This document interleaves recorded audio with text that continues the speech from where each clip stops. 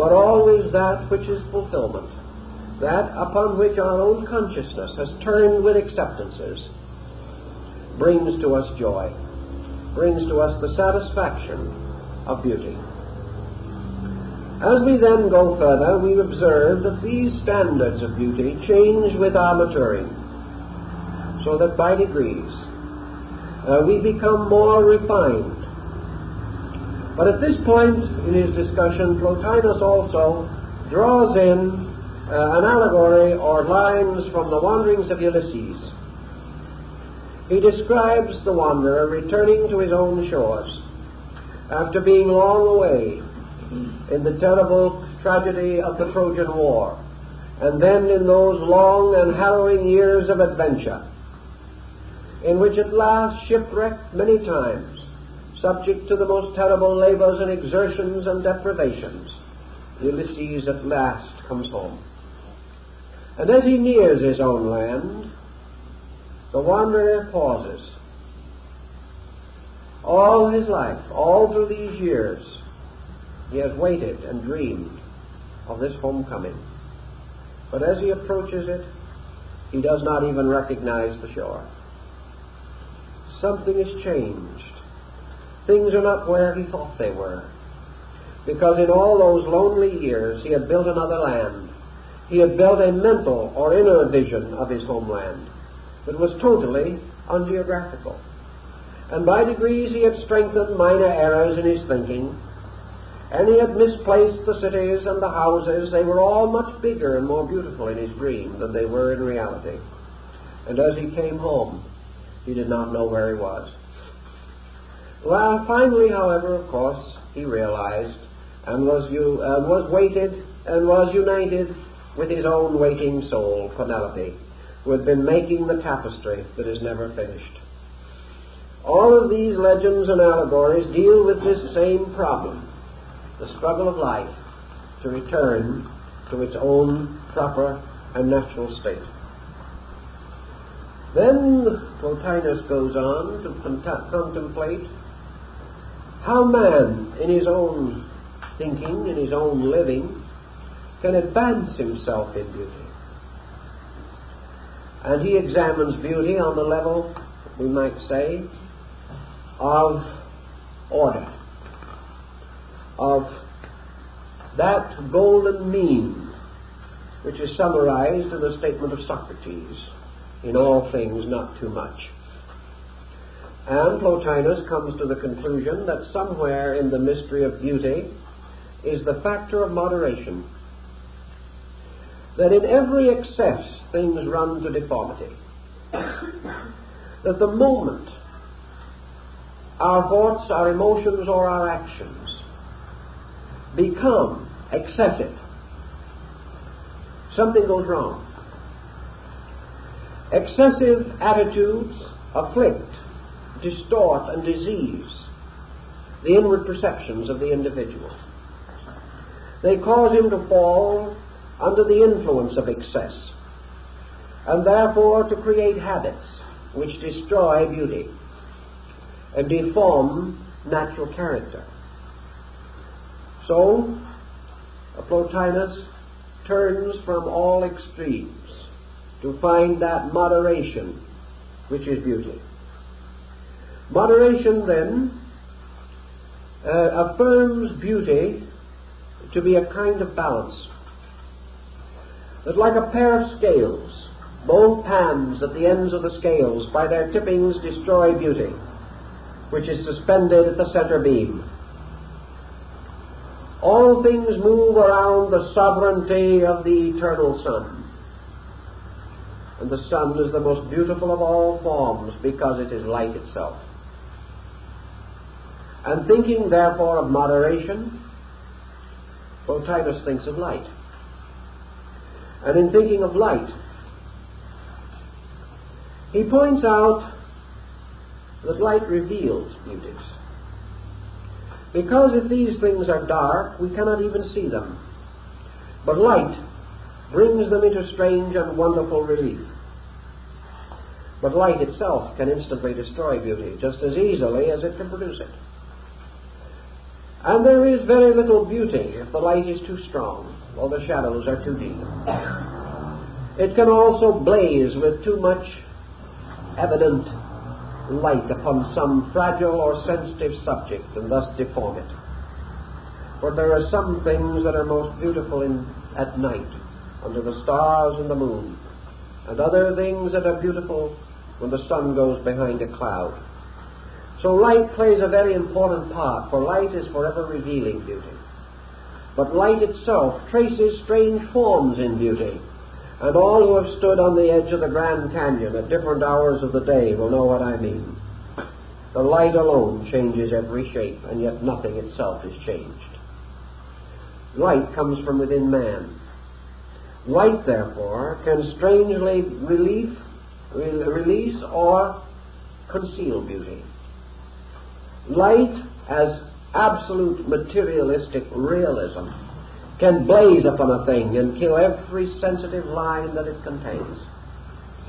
Light also, shadowed, can make the new building look old. Light, clouded, can muffle the surface of the world. Light, eclipsed, can change all things into a greenish, grayish darkness. So light can make things look alive and make them appear dead, according to its usage. And there is nothing that is a more wonderful sculptor or a molder of forms than light itself. If light, therefore, can by these processes change things, then light can also empirically release, reveal, conceal the beauties of things as they are. This light in man can do these things also.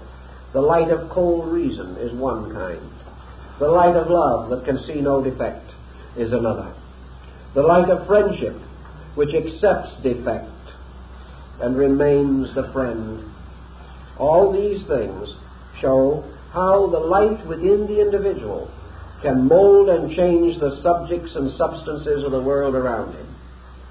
This light can be likened to the mind. And things then may not be good or bad, but thinking can make them so. And the mind, therefore, can with a sweep of its own power destroy beauty, or create it, or redeem it, or reveal it, subdue it, conquer it, annihilate it. And yet the objects seen are themselves always the same. So we come to another problem. Is beauty then a light and shadow?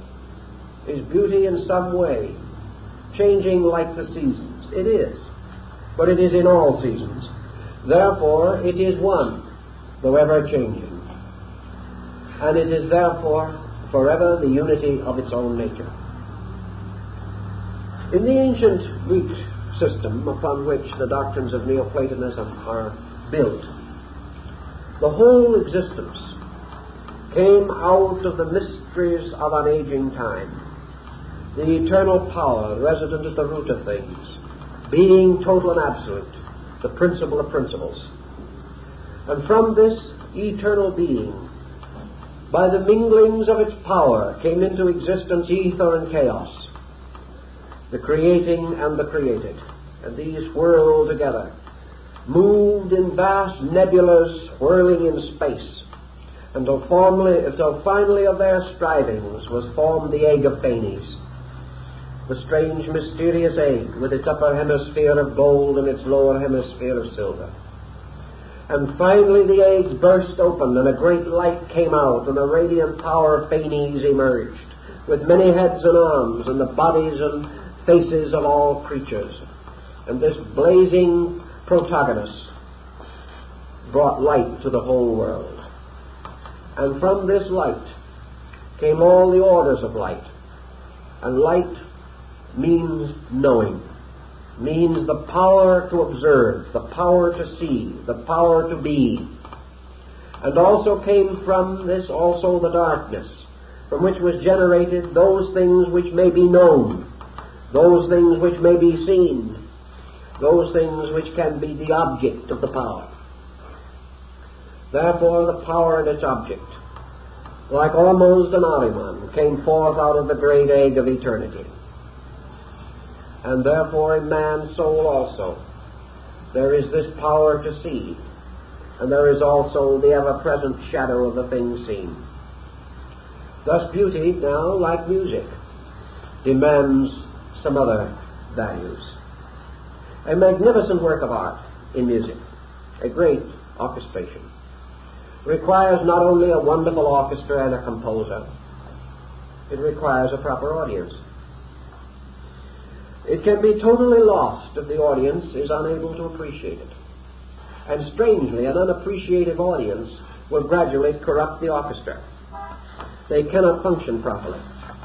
Something strangely communicated means that the pattern is wrong.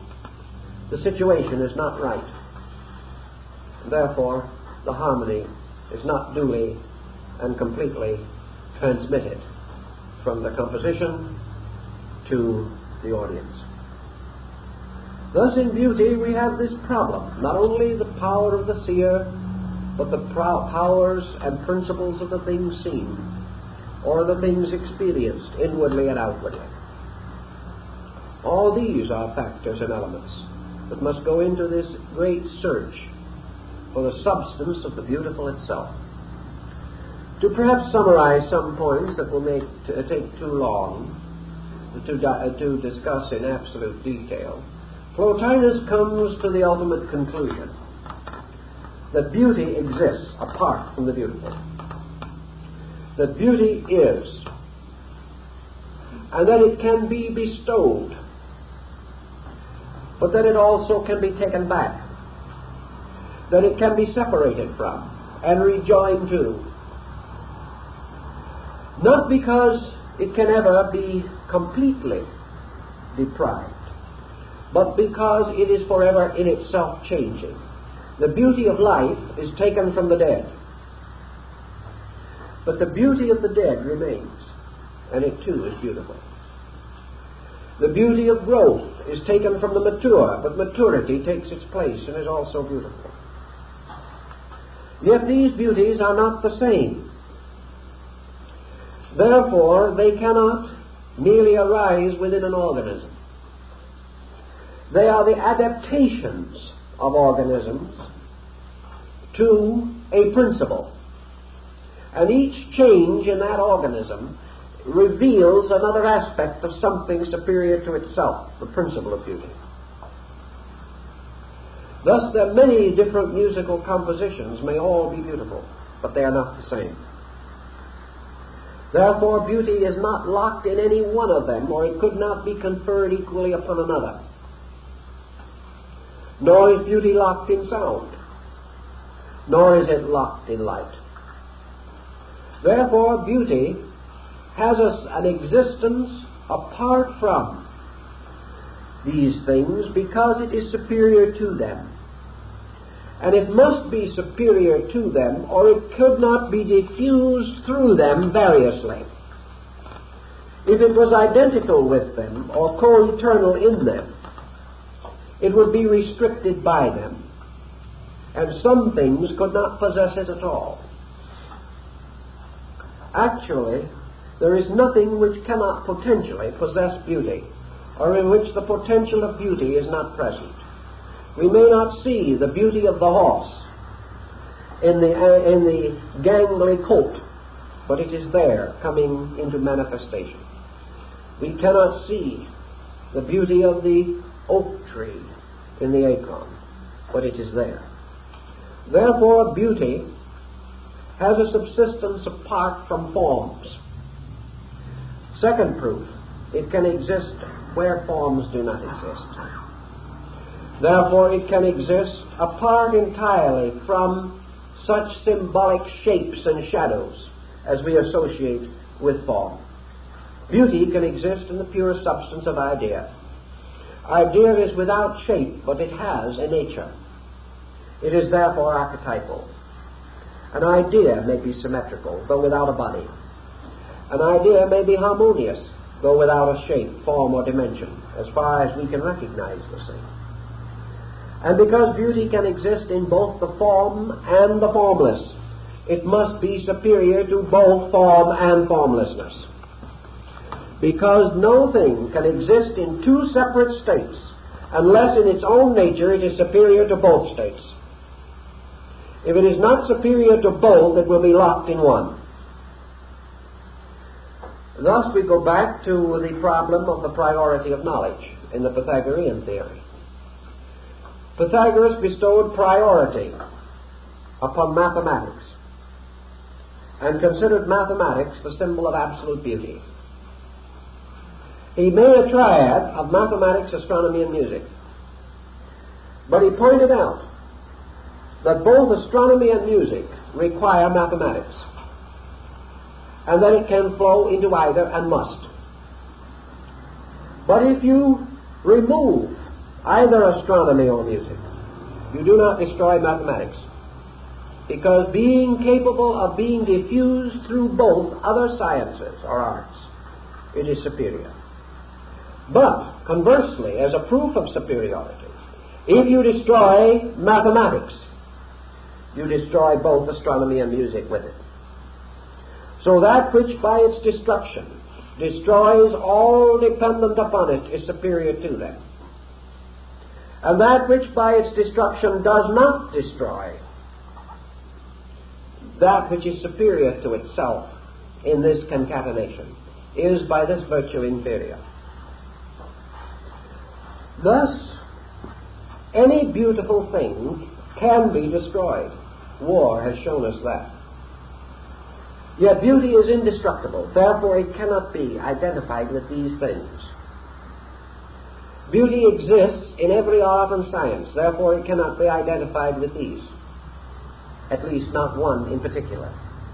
Having a separate existence in the state of morality, it is therefore resident in the soul. But it is not morality, although morality is a reflection or a specialization of it. The sublimity of the intellect may also be a manifestation of beauty.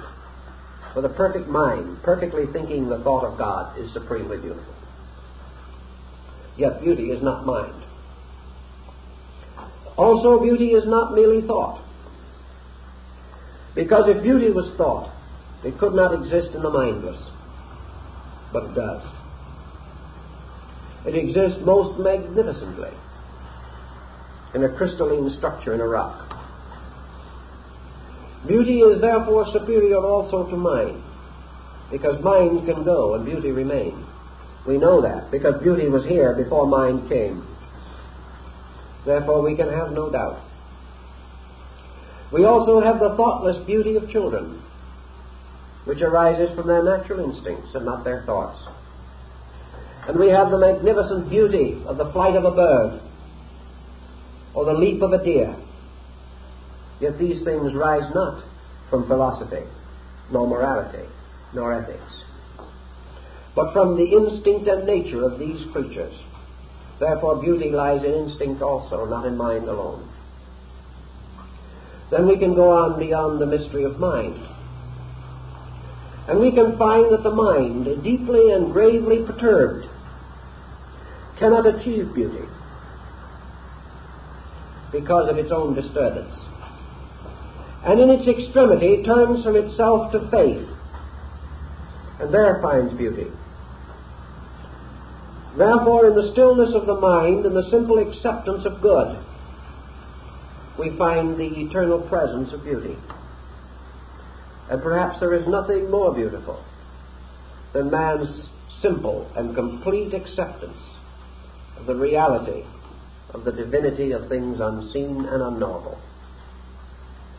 Thus man, reaching toward his Creator, builds convictions, patterns, dreams within himself, some mental and some surpassing mind. Socrates, shortly before his death, thinking of the condition of the state into which he was to pass, declared that factually he had no knowledge of this state, that to him it had always been an unexplored country which he longed to visit. He knew that to visit that country by drinking the hemlock, he must leave not only his body, but perhaps his mind also, certainly his physical brain. that he might, as he says, be going into an infinite sleep from which there is no awaking. Also, he might be going into this better land than he had ever known. He might be going to this world where the gods dwelt, and where all the answers were for the questions that he could find no answers in his books or in his world as he knew it. And so at the end, not with great thought, but with the faith of a small child, Socrates went forth to the great adventure, completely at peace. And his disciples knew that this peace was also a kind of beauty. For there is great beauty in great peace. And peace comes usually not from the mind, but from the relaxation of the mind in the presence of something vaster than itself. The beauty of prayer comes not from thought, but from faith. Because man cannot even clearly envision in his mind the substance of that to which he prays. Yet in his faith he finds a great peace, and this peace is order, and this order is the internal experience of law, the sense that all things are inevitably right, and the realization of this rightness is in itself an effulgent beauty within man. And so we quest onward to the beauty, to that which is essentially the principle of beauty. And it vanishes, as Plotinus tells us, in the effulgent nature of the One, the eternal God, in whose heart and soul the roots of beauty are hidden, which man cannot in that substance or immediate apperception know. Now Plotinus was a man with very practical thinking in his mind, and to him the concept of the beautiful implied man's quest of it, or the power of man to increase in beauty, to increase in his own internal apperception of this quality. Therefore, I'm just going to read a few more lines from the more mature part of this essay, in which it is gradually reaching this climax of utility. But you will ask, after what manner is this beauty of the worthy soul to be perceived?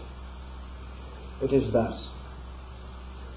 Recall your thoughts inward, and if while contemplating yourself you do not perceive yourself beautiful, then imitate the statuary, who, when he desires a beautiful statue, cuts away what is superfluous, smooths and polishes what is rough, and never desists until he has given it all the beauty his art is able to effect.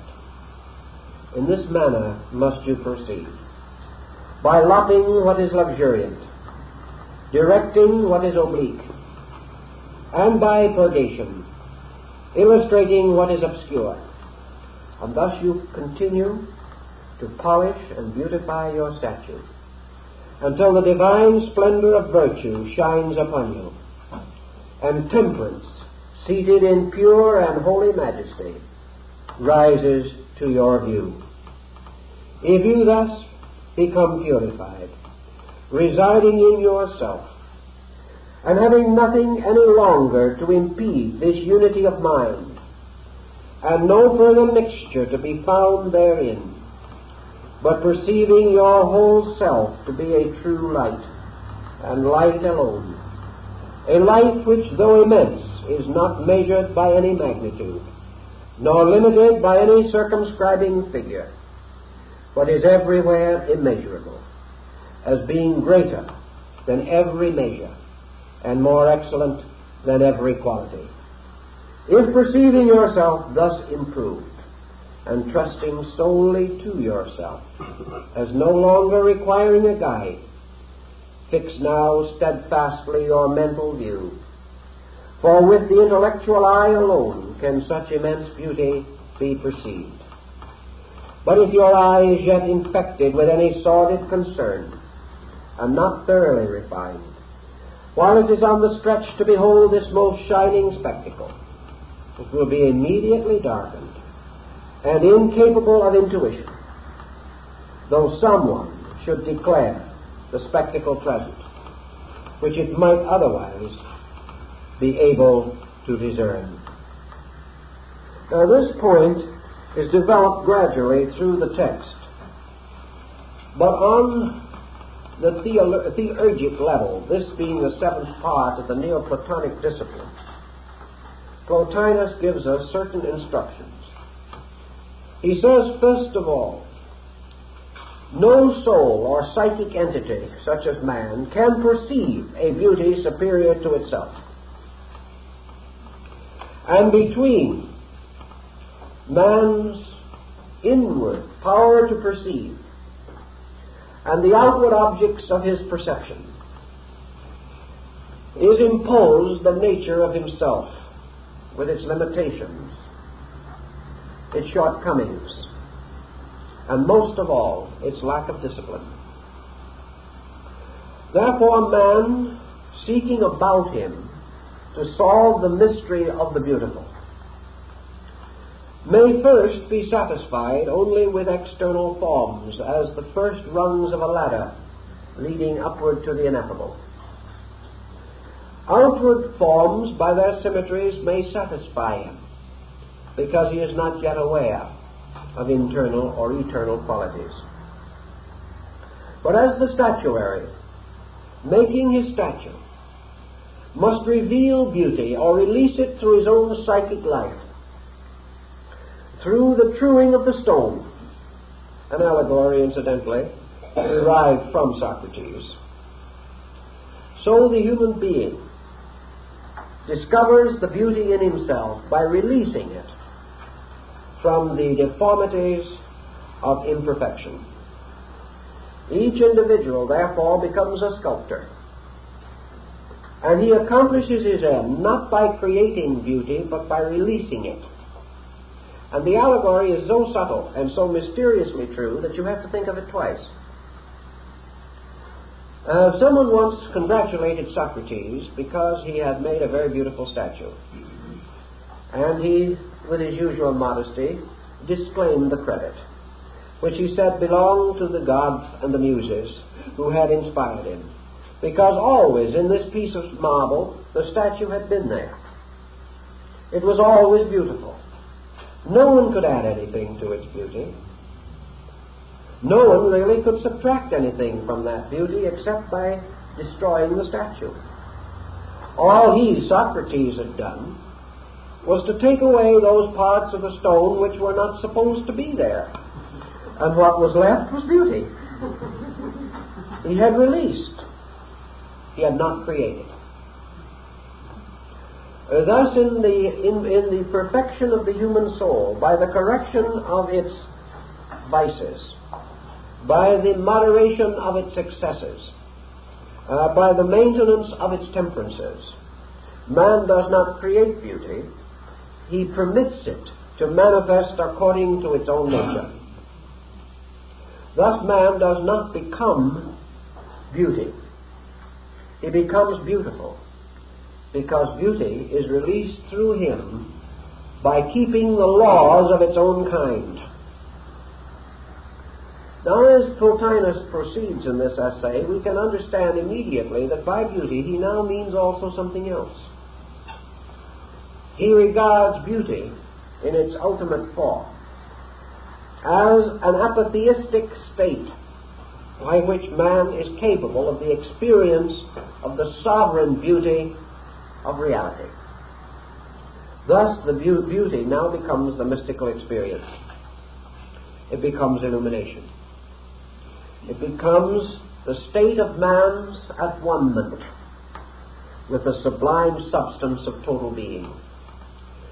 And he himself described that on certain occasions this beatific state had been accorded to him, and that for a moment he had dwelt in a state of measureless, timeless identity with being, and that this identity was the supreme beauty, the absolute and perfect release or expression of beauty upon and through the human soul.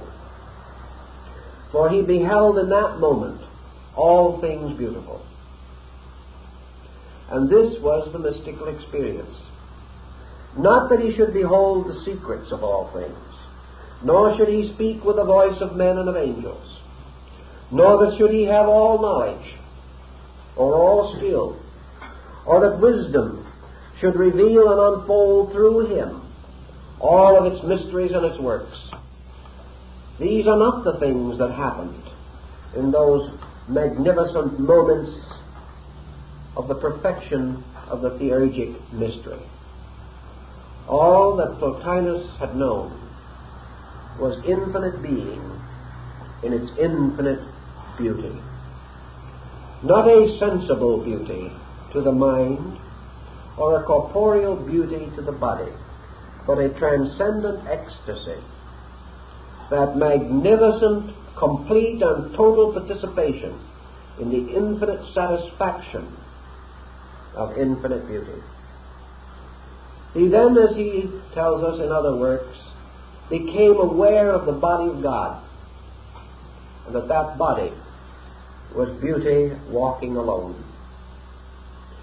And he tells us also that no one shall find beauty who does not discover the magnificent, ecstatic, radiant loveliness of walking alone. That in some mysterious way, in aloneness, we have achieved a unity, a freedom from parts, from the concepts of divisions, from the discords and dissonances. So beauty, like the blessed damozel, walks alone. Even as in the dawn of time, according to the story in Genesis, the Lord walked in the garden in the cool of the evening. And this experience of the immanence, the omnipresence of deity,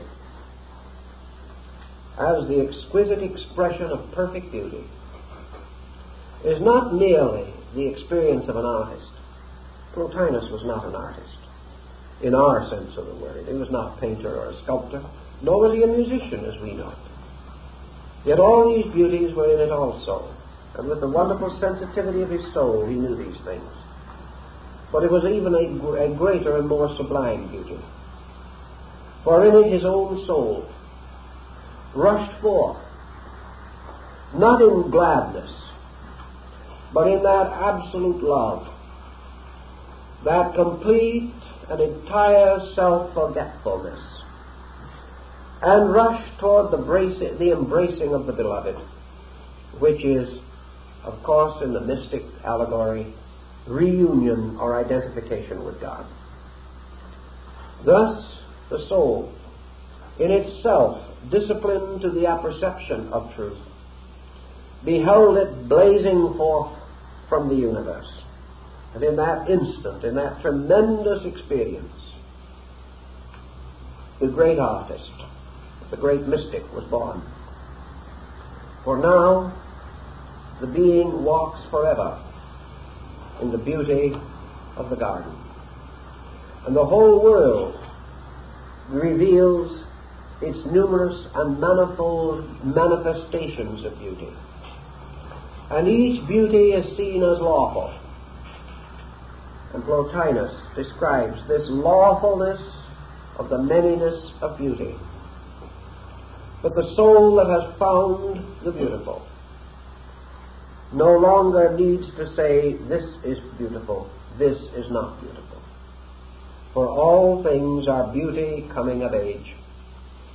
All things are this infinite magnificence, unfolding, releasing, growing, blossoming, and the bearing of its fruit. This, to Plotinus, could come only to the human being who had cultivated the noblest of beauty in himself.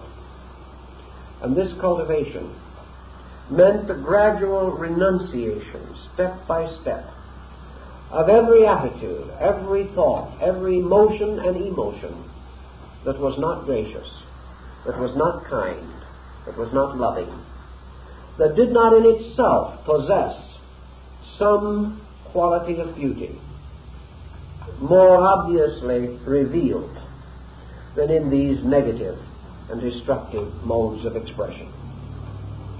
Thus, through the cultivation of beauty, man comes to fathom the mystery of the beautiful, because all beauty leads to the beautiful, which is none of these things, but abides in the midst of them, and is all of them.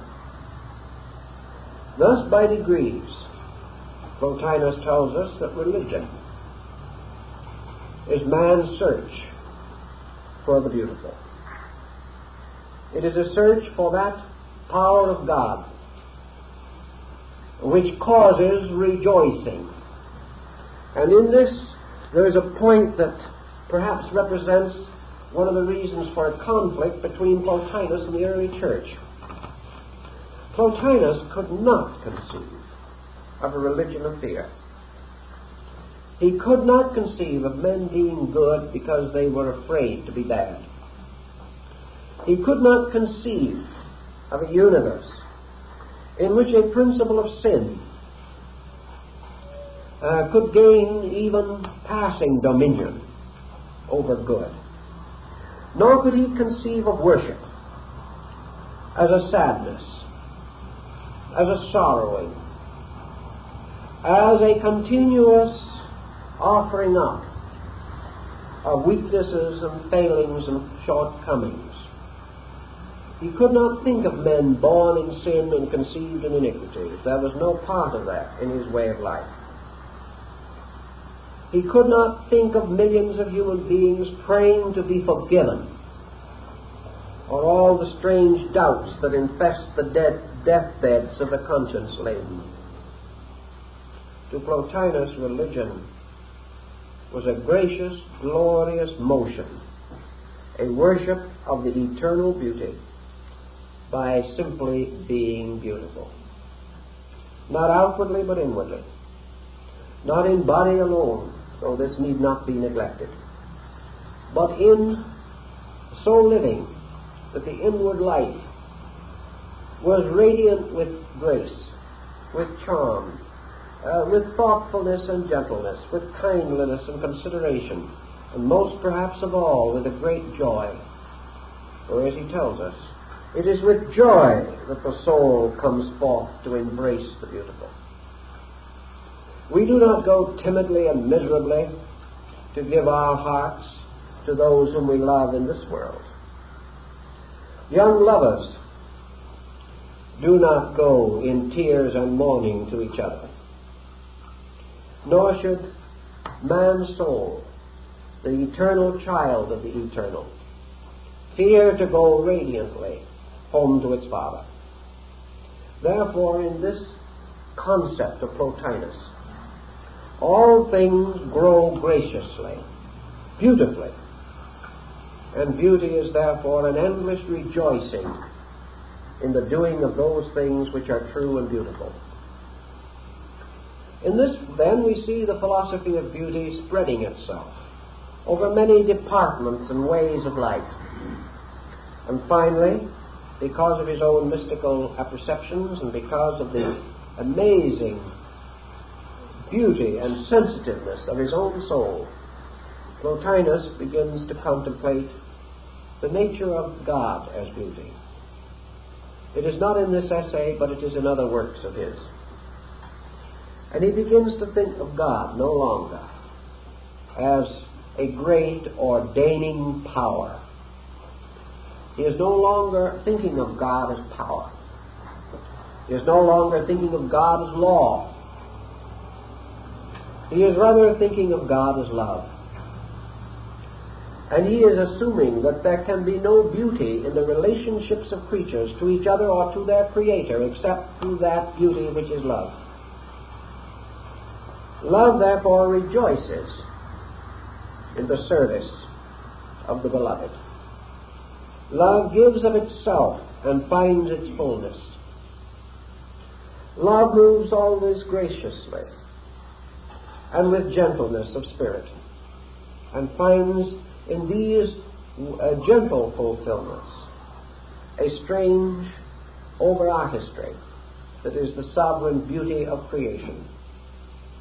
So in Plotinus, the contemplation upon the infinite as love reveals essentially that to know God is to love God.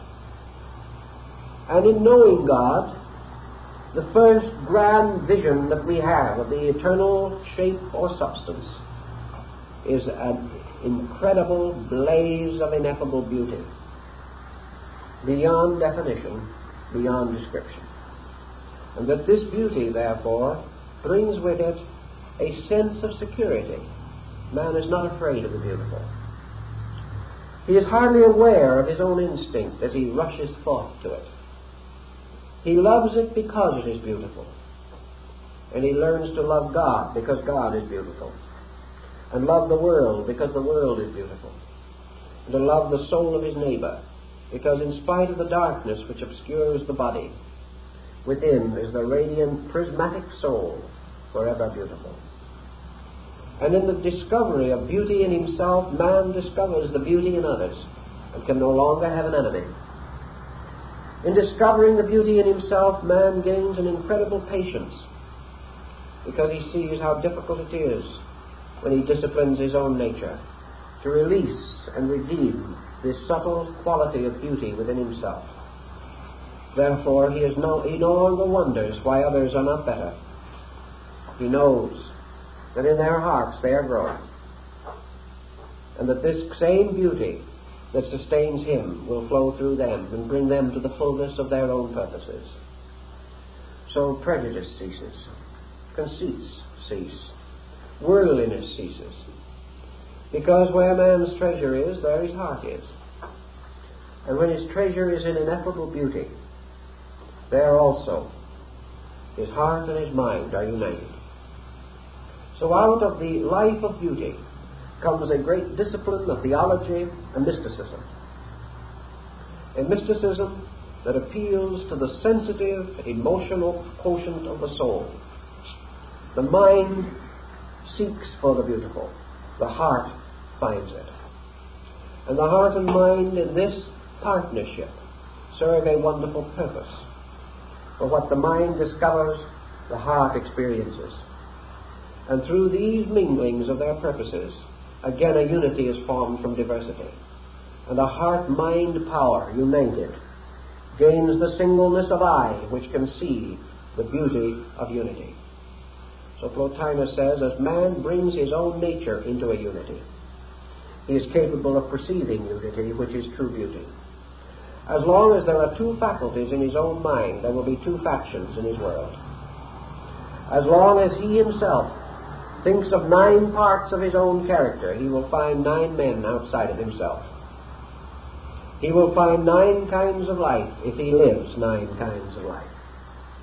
But when in himself he lives but one kind of life, he will then find in the world only one kind, because he has discovered it. And when man, through his growth, has gradually overcome all difference and division, until finally he can find and establish a one life in himself, in that instant, the universe blazes forth the mystery of one life. And only the one who has brought his own parts into a greater unity can ever experience God, the supreme unity. Because the things that man and God have most in common is the union in themselves. Thus, any being which achieves the complete possession of its own parts and organizes them into a purposed pattern, by that unity partakes of all unity existing in time and space. This unity, again, is another name for sovereign beauty, and so the story goes. Out of it then comes worship, a most simple meditation, a purifying of life, and the simple summary of all of the Plotinus disciplines, namely, that man approaches truth, achieves peace, attains eternal security by restoring the oneness in himself, and that in this restoration his most wonderful and acceptable and useful instrument is his appreciation for beauty. For wherever it is a little living thing, growing perhaps in the shadow of the dead. Wherever the green branch of beauty is to be found within man, there is life. And while that life remains, it can grow and achieve its own immortality. Man's love of beauty is the final proof, therefore, of his possible attainment of all good things. And that he has beauty in himself decrees his ultimate identity with deity, the supreme and complete power of beauty in the universe. Well, our time is up.